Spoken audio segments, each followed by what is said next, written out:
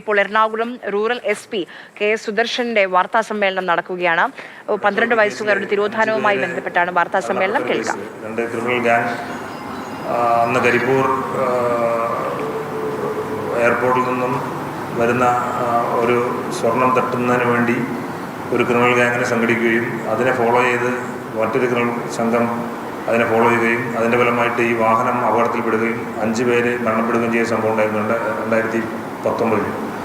ആ കേസിൽ 70-ലധികം ആളുകൾ അന്ന് അറസ്റ്റ് ചെയ്തിരുന്നു. അതിൽ ഏറ്റവും പ്രധാനപ്പെട്ട ഒരു പ്രതിയാണ് ഇപ്പോൾ ഈ ഹൈബ്രിഡ് കഞ്ചാവ് കേസിൽ നമുക്ക് അറസ്റ്റ് ചെയ്യാൻ നമ്മൾ കണ്ടെത്തിയിട്ടുള്ള പ്രതി. അയാൾ കഴിഞ്ഞ 6 വർഷമായിട്ട് അയാൾ ഇന്ത്യക്ക് പുറത്ത് ഉള്ളിൽ താമസിച്ചുകൊണ്ടിരിക്കുകയാണ്. ആ പ്രതിയാണ് നമ്മളിതിൽ കണ്ടെത്തിയിട്ടുള്ളത്. താമരശ്ശേരി സ്വദേശി. നമ്മളത് കുറച്ചും കൂടി കഴിഞ്ഞതിന് ശേഷം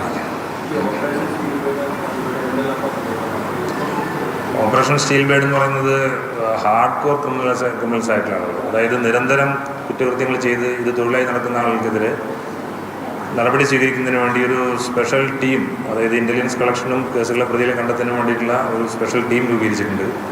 അപ്പോൾ അവരുടെ ഫോൺ നമ്പർ, അവരുടെ പാസ്പോർട്ട് നമ്പർ, അതുപോലെ തന്നെ ബാങ്ക് അക്കൗണ്ട്സ് ഒക്കെ എല്ലാം ആലുവയിൽ നിന്ന് കാണാതായ 12 വയസ്സുകാരിയായ പെൺകുട്ടിയുടെ തിരോധാനവുമായി ബന്ധപ്പെട്ടാണ് അദ്ദേഹത്തിന്റെ വാർത്താ സമ്മേളനം. റൂറൽ SP-യുടെ വാർത്താ സമ്മേളനത്തിൽ അദ്ദേഹം പറയുന്ന കാര്യം കണ്ടെത്തിയിട്ടുണ്ട്.